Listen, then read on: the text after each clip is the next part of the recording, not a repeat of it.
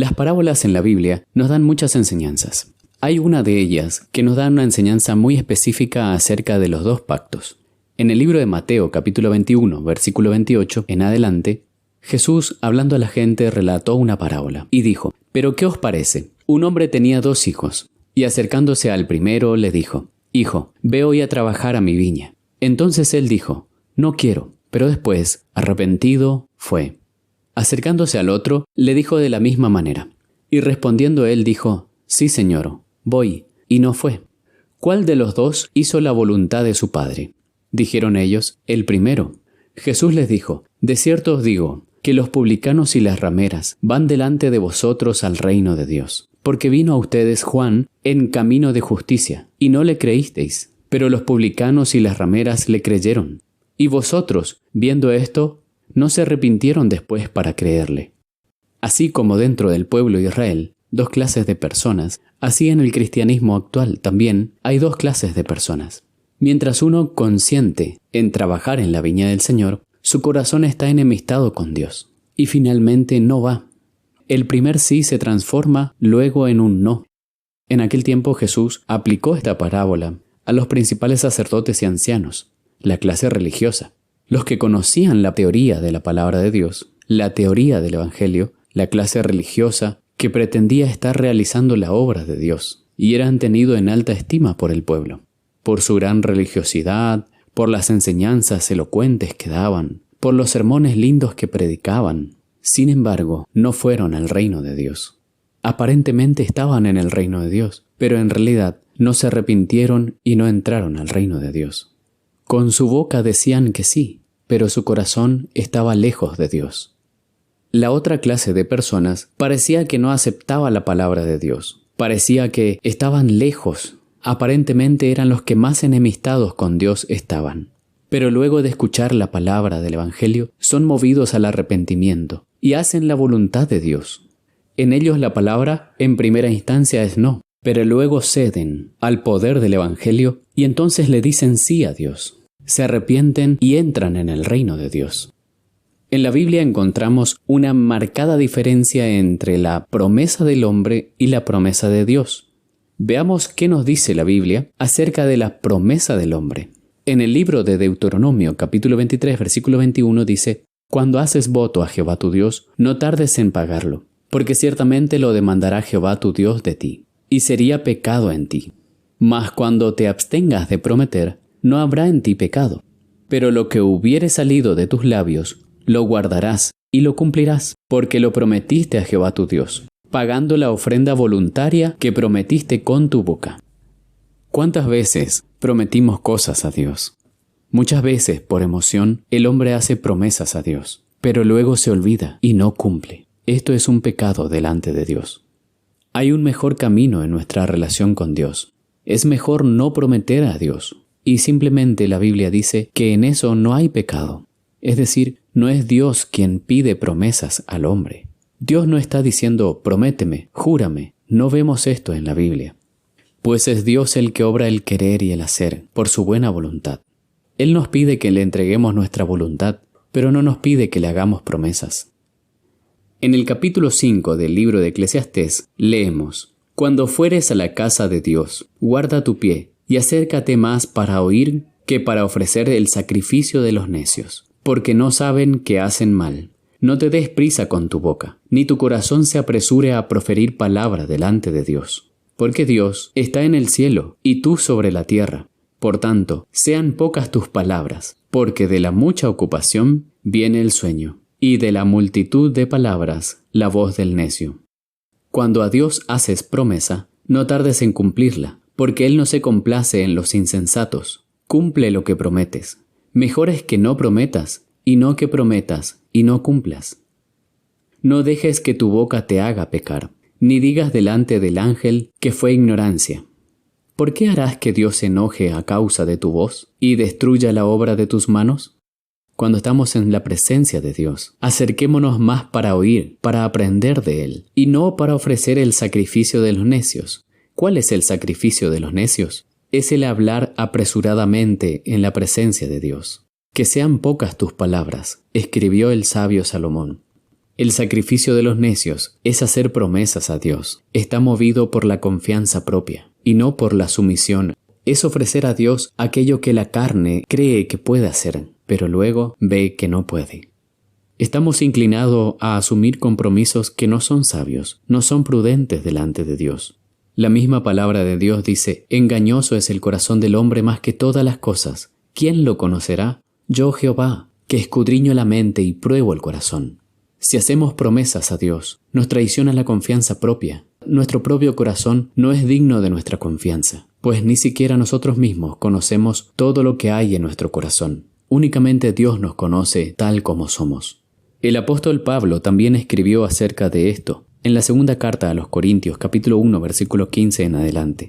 Dice: con esta confianza quise ir primero a ustedes, para que tuvieseis una segunda gracia, y por vosotros pasar a Macedonia, y desde Macedonia venir otra vez a vosotros, y ser encaminado por vosotros a Judea. Así que, al proponerme esto, ¿usé quizá de ligereza? ¿O lo que pienso hacer, lo pienso según la carne, para que haya en mí sí y no? Es interesante notar que Pablo dice: o lo que pienso hacer, lo pienso según la carne, para que haya en mí sí y no. Es decir, aquel que piensa según la carne, en él hay sí y no.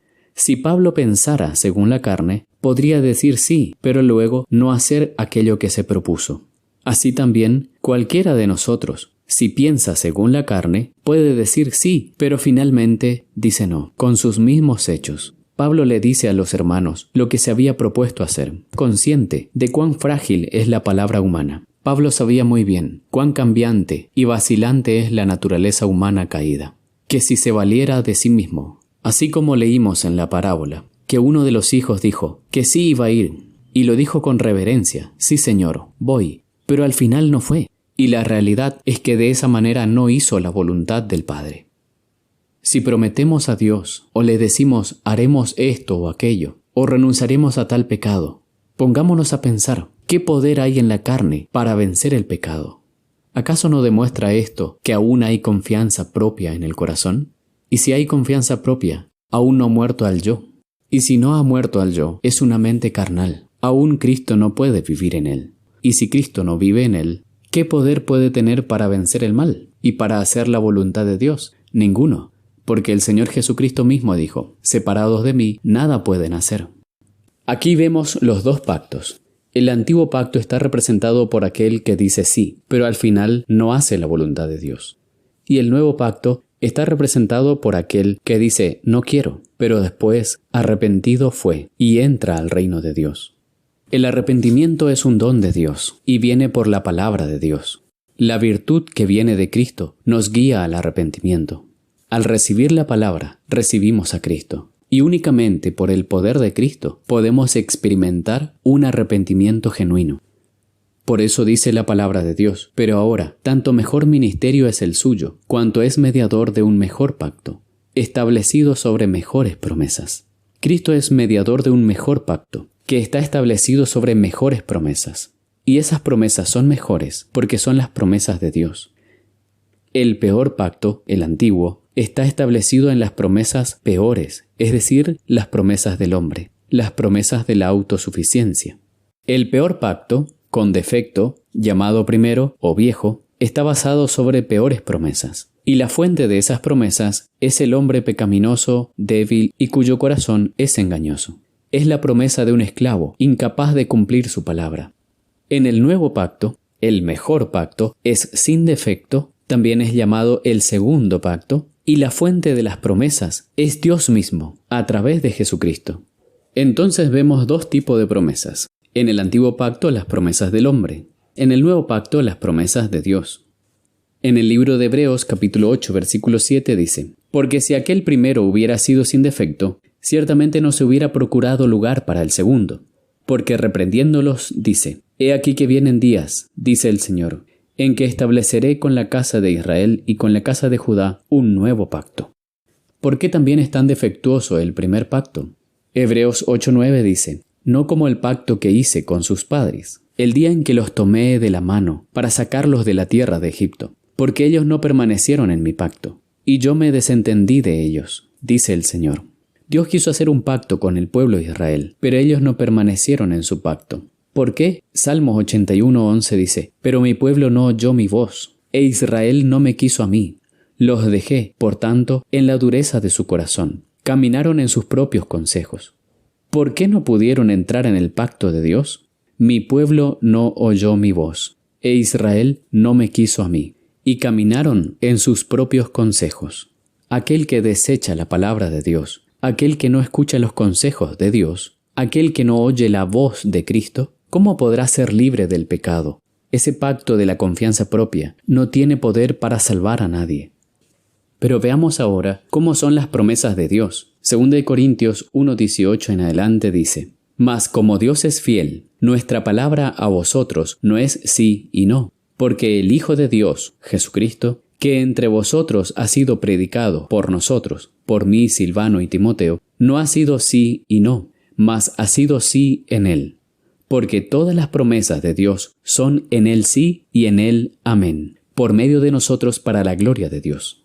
¿Cómo son las promesas de Dios entonces? Todas las promesas de Dios son en Cristo sí y en Cristo amén.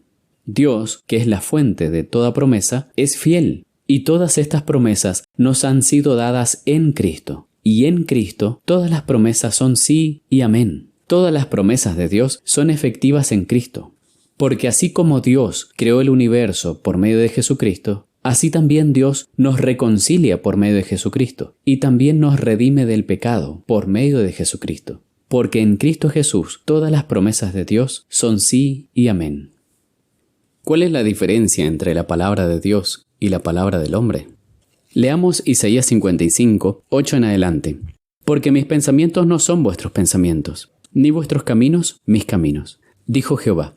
Como son más altos los cielos que la tierra, así son mis caminos más altos que vuestros caminos, y mis pensamientos más que vuestros pensamientos.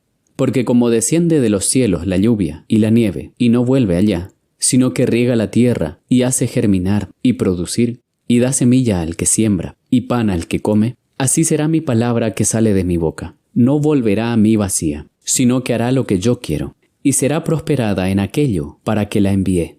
Así como el cielo es más alto que la tierra, así son los pensamientos de Dios más altos que los nuestros. Y la palabra de Dios tiene poder creativo, porque Él dijo y fue hecho, Él mandó y existió. Las palabras, las promesas de Dios no vuelven vacías. La palabra de Dios hace lo que Dios manda, ejecuta la promesa de Dios, produce un resultado real. Dios es fiel y su palabra es segura. Números 23:19 dice: Dios no es hombre para que mienta, ni hijo de hombre para que se arrepienta. Él dijo, ¿y no hará? Habló, ¿y no lo ejecutará?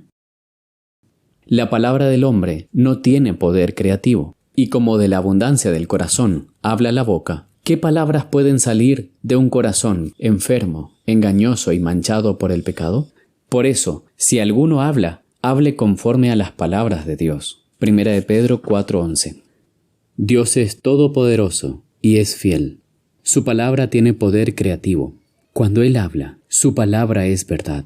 Y aun si dice aquello que no es, aquello que Él dijo pasa a la existencia.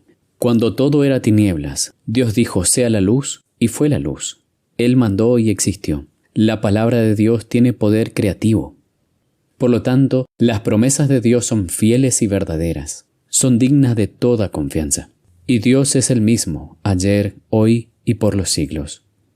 Confiemos, pues, en las promesas de Dios. Aprendamos las lecciones de desconfianza en nosotros mismos para poner toda la confianza en Dios y en sus promesas. Recibamos las palabras de Dios, para que así la virtud de Cristo nos guíe al arrepentimiento, y por su gracia entremos en su pacto.